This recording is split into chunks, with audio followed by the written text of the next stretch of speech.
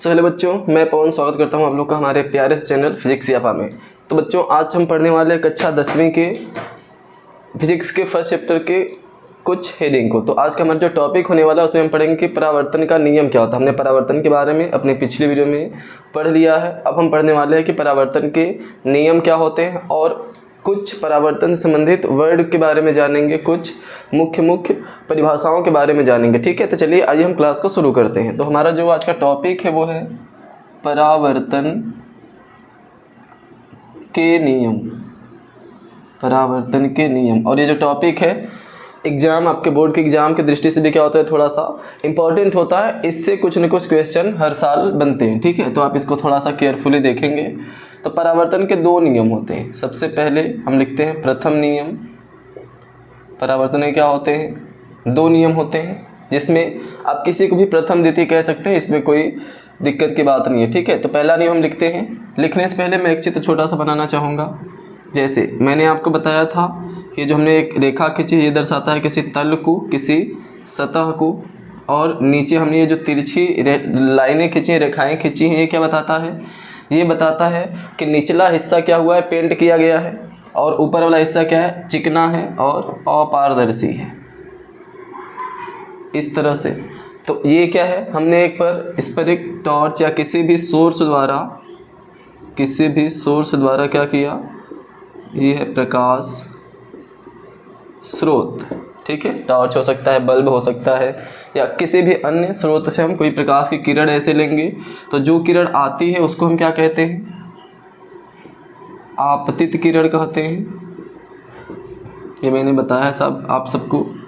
और ये क्या है, टकरा कर जो वापस जाती है इसे क्या कहते हैं, परावर्तित किरण। जिस बिंदु पर टकराती है इसका नाम क्या होता है, इसको हम ओ लिख लेते हैं। ओ को कहा जाता है आपतन बिंदु।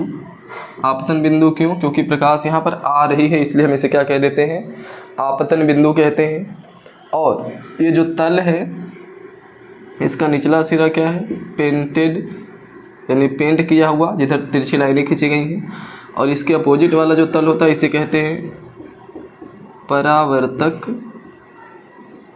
तल, यानी वह तल जिस पर परावर्तन की पूरी घटना होती है उसे हम क्या कहते हैं, परावर्तक तल कहते हैं। और इस ओ यानी आपतन बिंदु पर एक लंब खींचा जाता है, यानी कि आपतन बिंदु पर हम क्या करते हैं, एक 90 डिग्री का एंगल खींचते हैं। किससे, परावर्तक तल से। इस रेखा के जो एंगल बननी चाहिए 90 यानी 90 अंश की बननी चाहिए। तो इस काल्पनिक रेखा को हम कहते हैं अभिलंब।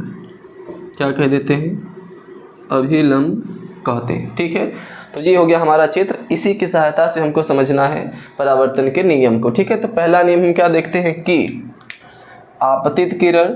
आप लोग चित्र में देखते रहिए कि आपतित किरण कहाँ है। तो आपतित किरण, परावर्तित किरण। ठीक है, चित्र में आप लोग देखते रहें ताकि आप लोग को अच्छे से समझ में आए। आपतित किरण, परावर्तित किरण तथा आपतन बिंदु पर खींचा गया अभिलंब। ठीक है, देख लें कहाँ कहाँ है ये, आपतित किरण आने वाली, परावर्तित किरण जाने वाली, तथा आपतन बिंदु पर, आपतन बिंदु यहाँ है, पर खींचा गया अभिलंब, यानी ये डॉटेड लाइन काल्पनिक रेखा। ठीक है, तीनों क्या होते हैं, तीनों एक ही तल में होते हैं। चाहे तल में होते हैं लिखे या फिर तल पर होते हैं, दोनों ही आप लिख सकते हो। ठीक है, तो ये हो गया हमारा परावर्तन का पहला नियम। तो जब भी आपसे परीक्षा में पूछे कि परावर्तन का नियम क्या है तो आप ये प्रथम नियम लिख करके ये चित्र बना सकते हैं। और फिर आता है द्वितीय नियम। सेकेंड क्या है, परावर्तन का द्वितीय नियम। तो ये इसका जो कथन है बड़ा ही छोटा सा है, ये ज़्यादा कठिन भी नहीं है, याद भी आसानी से कर लेंगे आप लोग। देखिए, ये जो आने वाली प्रकाश की किरण है ये और अभिलंब, आने वाली प्रकाश की किरण ये और ये अभिलंब, इसके बीच में एक कोण यहाँ बना हुआ है, इसको हम लिखते हैं आई से। आई का मतलब होता है इंसिडेंट, इंसिडेंट एंगल यानी कि आपतित किरण। इस कोण का नाम क्या हो जाता है? आपतित किरण। ठीक है, तो वह कोण जो आपतित किरण और आपतित किरण नहीं, यहाँ पे क्या लिखना है? आपतन कोण लिखना है। आपतन कोण होता है, ठीक है, एंगल बनाने, किरण नहीं कोण कहेंगे, ठीक है। तो आपतन कोण किसे कहते हैं? आपतित किरण और अभिलंब किसके बीच? आपतित किरण और अभिलंब के बीच में जो कोण बनता है उसे हम क्या कहेंगे? आपतन कोण कहते हैं। इसी के जैसे इस साइड भी एक एंगल बन रहा है, कोण बन रहा है। किसके किसके बीच में बन रहा है? परावर्तित किरण और अभिलंब के बीच में। तो इसे लिखते हैं आर से, आर यानी कि रिफ्लेक्टेड एंगल, ठीक है। तो ये किसके किसके बीच बना है? परावर्तित किरण और अभिलंब के बीच में बना है, तो इसे हम क्या कहेंगे? परावर्तन कोण कहेंगे। इसे क्या कहेंगे? परावर्तन कोण, ठीक। तो ये चीज़ आपको याद रखनी, कभी कभार परीक्षा में परिभाषा पूछ देता है कि आपतन कोण और परावर्तन कोण किसे कहते हैं। तो आपतन कोण क्या बताएंगे कि वह कोण जो आपतित किरण और अभिलंब के बीच में बनता है उसे क्या कहेंगे? आपतन कोण। और ऐसे ही परावर्तन कोण के लिए क्या बताएंगे कि परावर्तित किरण और अभिलंब, या पहले अभिलंब बोल दे तो अभिलंब और परावर्तित किरण के बीच में जो कोण बनता है उसे हम क्या कहते हैं? परावर्तन कोण कहते हैं। आपतन कोण को आई से लिखते हैं और परावर्तन कोण को आर से लिखते हैं, ठीक है। तो द्वितीय नियम ये कहता है कि परावर्तन की घटना में, परावर्तन जब भी होता है तो उस घटना में आपतन कोण सदैव परावर्तन कोण के क्या होता है? बराबर होता है, ठीक है। तो आपतन कोण यानी परावर्तन की जहाँ भी घटना होती है वहाँ पर आपतन कोण यानी आई और परावर्तन कोण यानी आर दोनों हमेशा क्या होते हैं? सेम रहते हैं, यानी कि ये दोनों एंगल आपस में क्या रहते हैं? इक्वल रहते हैं, ठीक है। तो इसी को लिख सकते हैं हम लोग आपतन कोण बराबर परावर्तन कोण। तो एक छोटा सा संबंध बन जाता है आपतन कोण और परावर्तन कोण में। इसी को लिखा जाता है कोण आई इज इक्वल टू कोण आर, ठीक। आई यानी आपतन कोण इंसिडेंट एंगल, आर यानी परावर्तन कोण रिफ्लेक्टेड एंगल, ठीक है। तो ये हो गया हमारा परावर्तन का नियम। अब आपसे कुछ ऐसे न्यूमेरिकल भी पूछ दिए जाते हैं छोटे छोटे, जो कि आपको आने चाहिए। जैसे आपसे क्वेश्चन में दूं आपको कि किसी तल से कोई प्रकाश किरण 30 अंश के कोण पर टकराता है, ठीक है। किसी तल से जिस पर परावर्तन हो रहा है, परावर्तक तल से कोई प्रकाश किरण कितने कोण पर टकराता है? 30 अंश के कोण पर। तो परावर्तन कोण कितना होगा, ठीक है। प्रश्न ऐसे आता है, छोटा सा सरल होता है प्रश्न, बस आपको जल्दीबाजी इसमें नहीं करनी होती। कुछ लोग होंगे जो जल्दीबाजी में आंसर दे देंगे कि 30 अंश ही होगा, क्योंकि उनको पता है कि आपतन कोण हमेशा परावर्तन कोण के बराबर होता है। तो केवल माइंड में यही नहीं रखना है कि आपतन कोण परावर्तन कोण के बराबर होता है, तो जो भी एंगल दे वही बराबर हम दिखा दें। पहले क्वेश्चन को ध्यान से पढ़िए।